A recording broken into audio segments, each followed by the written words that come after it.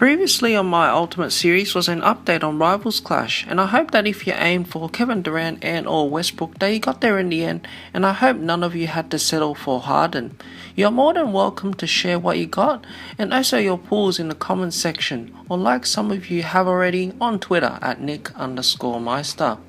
Today I've prepared a special episode. If you have enjoyed and found it helpful, don't forget to fund me, because that's my way of knowing that you appreciate my content, and let's get 50 of them. I left you last time with my near finished season, and here are the results. In the first round I beat Rufus 4-0.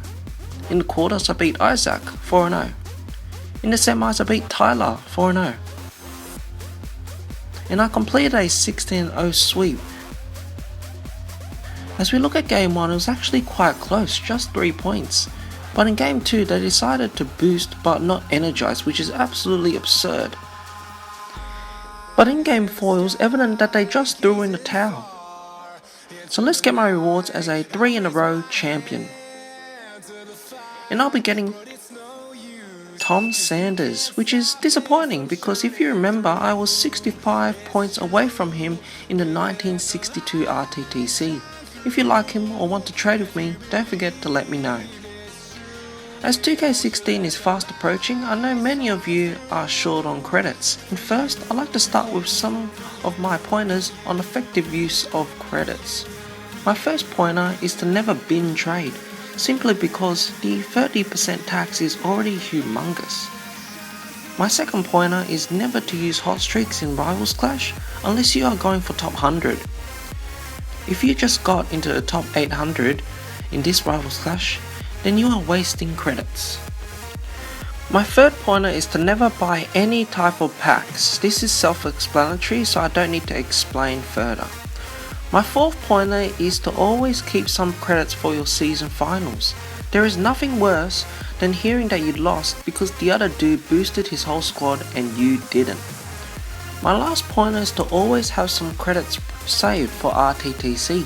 For more details, don't forget to check out my updated tutorial on how to win RTTC every time, and I'll put the link up for that as well. So that is using credits when you already have them, but first you need to earn them.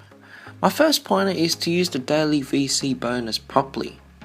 If you have a keen eye, you would have noticed I went to the trouble to log into my friend's Xbox One, and as I go in I have 3 picks to get my reward. And as a bonus feature, if you get 3 of a kind, the bonus is doubled, just like I have here with 3 400s. My second pointer is to sell trading cards that actually sell. For many of you that grinded, I'm sure that you have plenty of trading cards everywhere. For more info on which cards to sell and which don't, do check out my discussion episode on selling cards. Finally, my last pointer, and in my opinion the most critical, is simply don't chew off more than you can chew. And I'm referring specifically to those of you that are in playoff seasons and have no hope of winning. It hurts me when I see people go into playoff seasons with 1 or 2 or 3 playoff pros, or maybe a full star pro squad. And my question for you is why? You're most likely not going to make the finals, and if you do, your reward is a playoff card and 300 credits.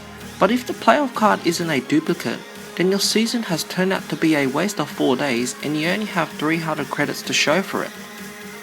The more likely scenario is that you bomb out in the semis, and that reward is a useless Hall of Fame card and 225 credits.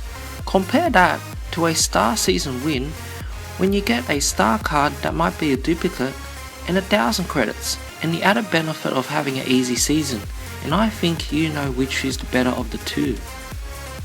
These makers of this game have changed their season rewards to include credits, since everyone complained about the listing fee in the auction house, so I suggest you go get them, unless you get lucky every time to get a duplicate.